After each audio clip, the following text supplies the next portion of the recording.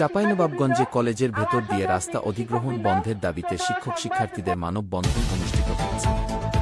আপনারা দেখছেন সমাজের চিত্র টিভি সংবাদ। চাঁপাইনবাবগঞ্জ থেকে ফয়সাল আজম অপুর ভিডিও চিত্রে দেখুন বিস্তারিত।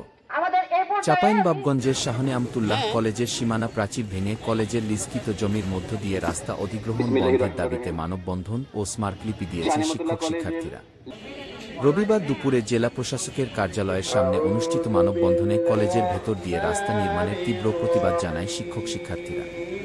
এ সময় বক্তারা বলেন, কতিপয় স্থানীয় রাজনৈতিক নেতৃবৃন্দের চক্রান্তে কলেজের সীমানা প্রাচীর ভেঙে কলেজের ভেতর দিয়ে রাস্তা করার চেষ্টা করা হচ্ছে।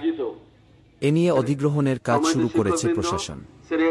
কলেজের ভেতর দিয়ে রাস্তা হলে শিক্ষক-শিক্ষার্থীদের নিরাপত্তা বিঘ্নিত হবে, তাই দ্রুত এই সিদ্ধান্ত থেকে সরে আসার আহ্বান জানান তারা।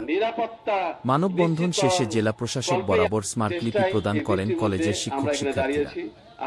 কলেজের সহকারী অধ্যাপক মোহাম্মদ নুরুল ইসলামের সভাপতিত্বে মানববন্ধনে বক্তব্য রাখেন সহকারী অধ্যাপক মাহফুজুল হাসান ডন, প্রভাষক নওশাবাহ নওরিন নেহা, মোহাম্মদ ফারহাত হোসাইন, চাঁপাইনবাবগঞ্জ জেলা কলেজ শিক্ষক কর্মচারী কল্যাণ সমিতির সাংগঠনিক সম্পাদক ফিরোজ কবির, বৈষম্য বিরোধী ছাত্র আন্দোলনের নেতা আব্দুর রাহিম, শাহনে আমতুল্লাহ কলেজের শিক্ষার্থী আবু বক্কার, নওয়াব শরীফ মারুফ, উৎস আসিফ সহ অন্যান্যরা। যেটা আমরা কোনোভাবেই চাই না।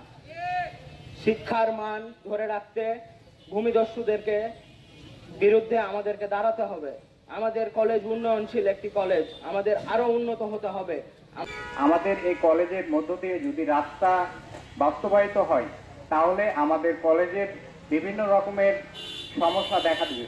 বিশেষ করে আমাদের যারা নারী শিক্ষার্থী আছে তাদের ক্ষেত্রে বিভিন্ন রকমের। সমাজের চিত্র টিভি সংবাদের সাথে থাকার জন্য ধন্যবাদ।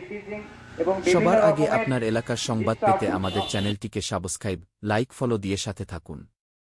পরবর্তী সংবাদ শোনার আমন্ত্রণ রহিল।